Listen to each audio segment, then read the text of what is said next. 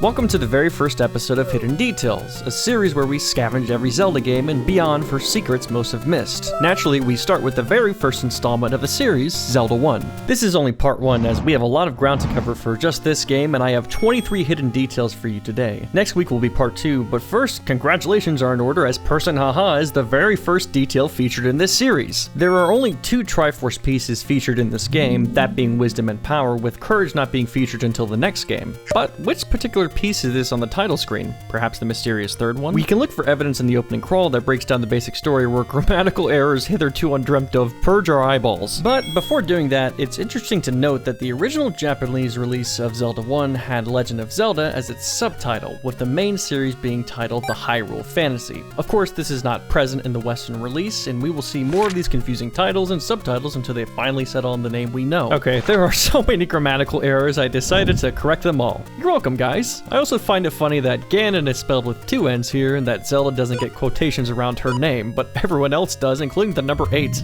Rude. Look at the way they spell rupees here. The game manual has it down as rubies, so that may be the origin of the confusion. I'm sure you already knew the hidden detail that naming your file Zelda will automatically start the game's second quest, but I bet you didn't know that the first 5 dungeons of that quest spell our princess's name. And now we're finally starting the game. For some reason, Link has a shield here, but no sword. The events just before this were that of Link rescuing Impa as he skillfully drove off Ganon's henchmen. But since we have no sword and the official art doesn't show clearly that Link has any weapons, we can imply he fought them off with his shield or his bare fists. I like to think this iteration uses fists. And now we can finally enter this cave to interact with our first NPC, the Old Man. As per request, I will, of course, read off your requested lines, especially that of the Old Man and his famous line, "It's dangerous to go alone. Take this!" There's a theory about this Old Man that we will get to later. But first, let's shoot our sword beam in the NES version of Zelda 1, and then the Famicom Disk System version of the game.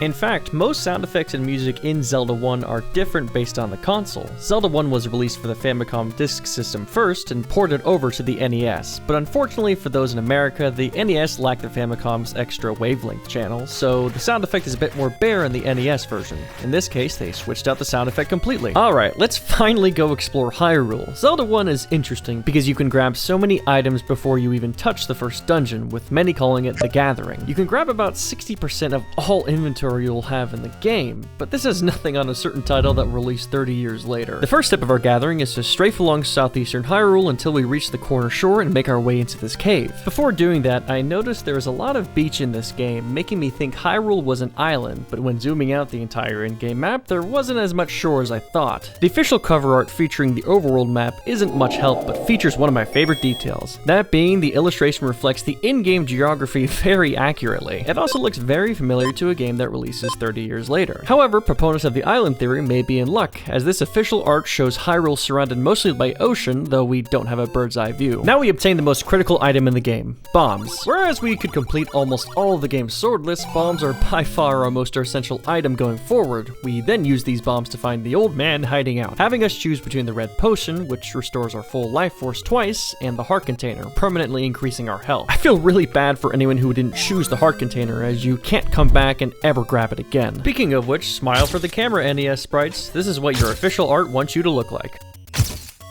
Back to the 8-bit world, we're going to continue exploring Eastern Hyrule, collecting the usual heart containers and bombable locations, and suddenly stumble upon a talking moblin. One of the very rare instances in the series where the enemy monster speaks. He also says the famous line, "It's a secret to everybody," so we're going to need a counter on that one. Thanks for the 10 rupees, friendly moblin. Let's take your picture. Oh, I'm sorry. Well, a pretty bad photo shoot, but we can make our way through the map to find and speak with 2 more friendly moblins, giving us their secret and obtaining another new heart container in the bombable cave, putting us at 5 hearts. If you're ever struggling to make your way up during the gathering, a cool hidden detail in the game is that all enemies stop walking just before attacking, giving you time to block or dodge. Now let's make our way along the northeastern shore of Hyrule, enter this area where, I don't know how anyone would purposely find this. I suppose that's why at the beginning of the game they tell you to consult the manual. With older games, word of mouth and guides were the ways to discover all of the game's secrets, including this 4th one to everybody here. Another grammatically spaghetti sentence spotted, this time in the tree just below the secret entrance. It's let's play a money-making game, Old Man. Oh. Speaking of this mysterious old man, as we make our way through northern Hyrule to collect his letter, a blue candle, and the white sword, there is something of a hidden detail that has been retroactively added by Breath of the Wild 30 years later. Skip to this minute mark if you don't want to be spoiled by Breath of the Wild's intro, but at the beginning of Breath of the Wild, a mysterious old man appears to give us essential items, help us navigate the world, and is ultimately revealed to be the ghost of the King of Hyrule. The king's presence during Breath of the Wild's Great Plateau Theater is clearly inspired by the old man from Zelda 1 and checks off all the boxes except for being the king. Or is he? The king is never seen or mentioned during Zelda 1, but this old man appears to be everywhere at once, helping us along the way. Could this be the King of Hyrule in disguise? Is he dead? I won't head too far into this now added detail, but what do you think? This is the first ever appearance of a Lionel. Yes, they are a pain in the butt, just like future installments. He's also our first example of something I like to call the difficulty curve formula, that many game developers like using. I didn't think that this hidden detail was necessary, but since so many of you are confused as to why he says this before giving the sword, what he does mean is that you need at least 5 hearts before collecting this sword. I assume so many players already met this prerequisite, leading to the confusion unlike another game. Alright, the first example of the classic difficulty curve formula, where the game makes us fight intentionally annoying enemies until we obtain a certain item, ability, or upgrade that decimates our foe when we face them again,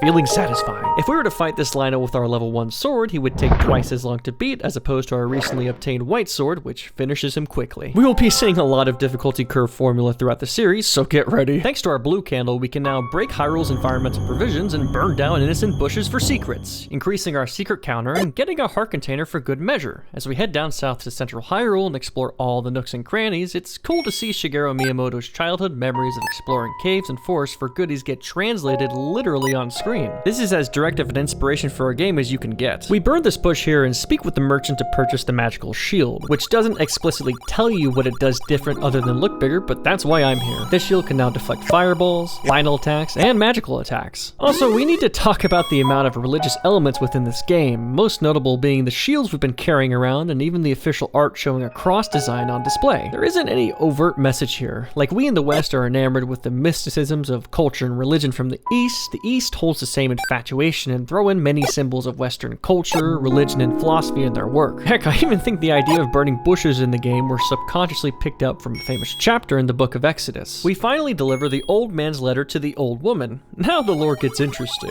Perhaps this is actually Impa, and if the old man really is the King of Hyrule, he's delivering a top secret message. Unfortunately for us, we were just 1 rupee away from the greatest hidden detail in Zelda history. Smile for the camera, sort of kind of Impa. Look, she even has some nice looking regal pearls. Now we finally gather the last item we can grab before the first dungeon. Not before encountering 3 more famous Zelda quotes, bringing our number to 12. Getting the blue ring before even touching a dungeon is pretty cool, but not as cool as the fun little detail that awakening these statues from their front will damage you, but awakening them from behind doesn't damage you at all, letting you have a clean swing. And now we have it. Every item we can possibly get before the first dungeon.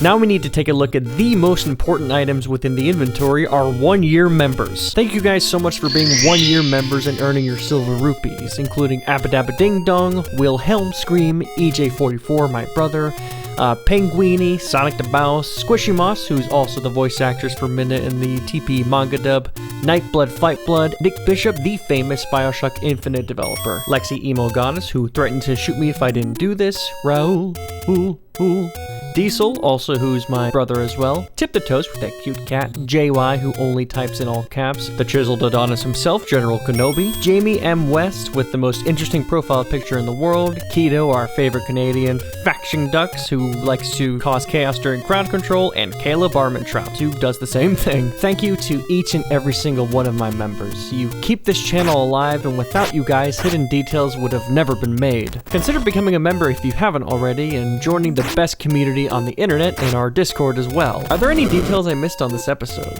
Let me know in the comments and throw your own fun fact in there too, and you will probably be in the video. I'll see you guys for part 2.